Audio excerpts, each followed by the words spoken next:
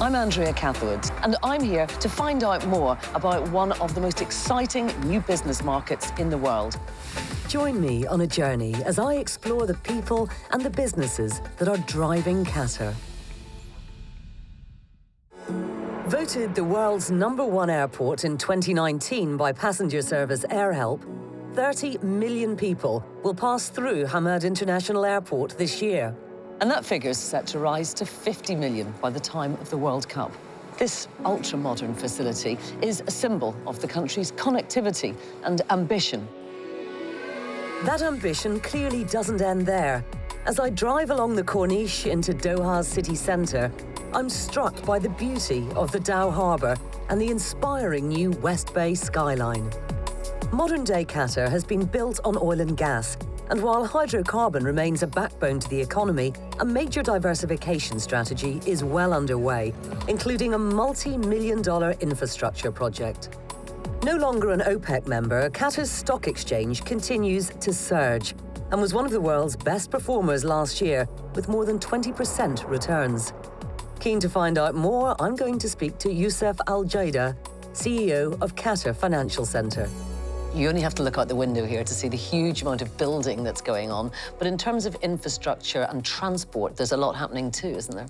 If we compare Qatar 10 years back to Qatar today, we've seen massive development, massive progress. This is a financial city of the future for the state of Qatar. Would you explain to me what the QFC is, what its mission is, and what it does? Our mandate is broad, but we're mainly focusing on attracting foreign direct investment, promoting the development of the private sector. So we think of businesses on the Qatar Financial Center platform as partners. So we allow them a swift registration process, a swift licensing process. We usually allow companies to set up within 48 hours. Tell me a little about QFC's strategy going forward. We believe the Qatar Financial Center needs to focus on niche areas. We're looking at areas such as Islamic finance, very underdeveloped in the region and globally. We're looking at financial technology. We're looking at the media cluster. We have one of the most successful regional TV channels, Al Jazeera. We want to build upon that. And on top of that, we're looking at sports. We have the biggest soccer event happening in 2022. And we're looking forward to hosting the rest of the world in the World Cup.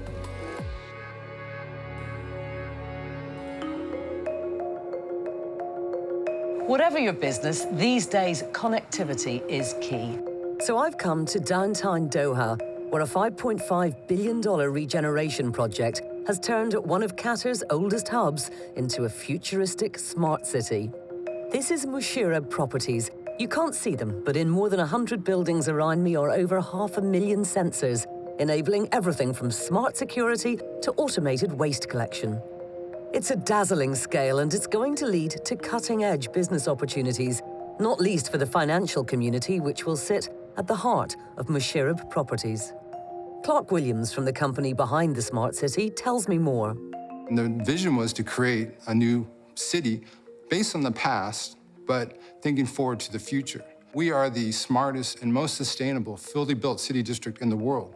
Every single building is gold and LEED Platinum certified. But that is basically, it's a worldwide standard on sustainability. Give me some examples of how the city is smart and what that means for the people living here. It's a good question, because everyone said, what does smart mean? You know, I think part of building a smart infrastructure is every single building is interconnected. So, for example, if I leave an object or a briefcase or something, the CCTV cameras will pick it up and create an incident report and be able to send a security guard out there to find out who left their object. Also, in a smart apartment or a smart home, it's not just be able to open the curtains with an app. Since everything's interconnected, we have the smart portal that allows you to actually look at your energy usage, your energy consumption, that actually can make you a smarter citizen. So it's all interconnected.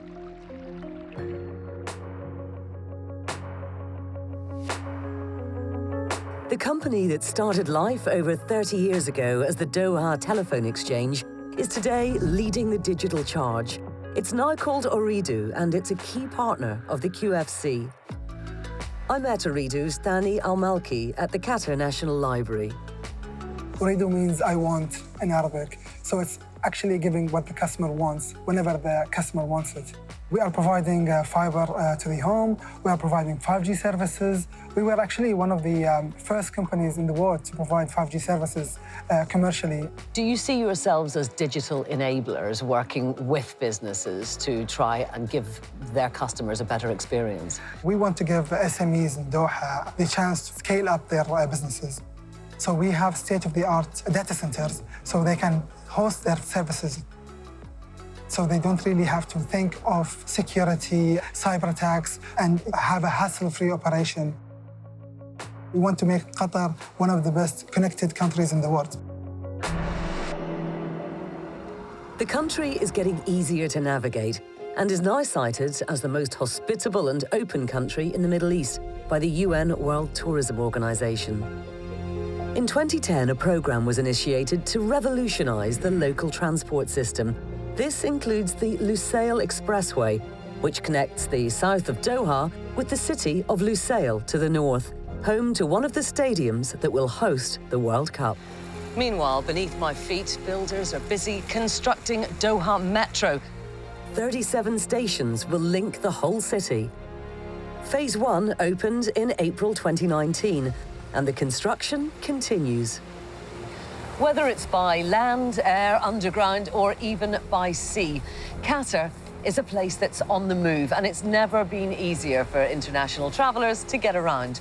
Join me next time on The Business Trip, when I'll be taking a closer look at financial services, a key sector for QFC.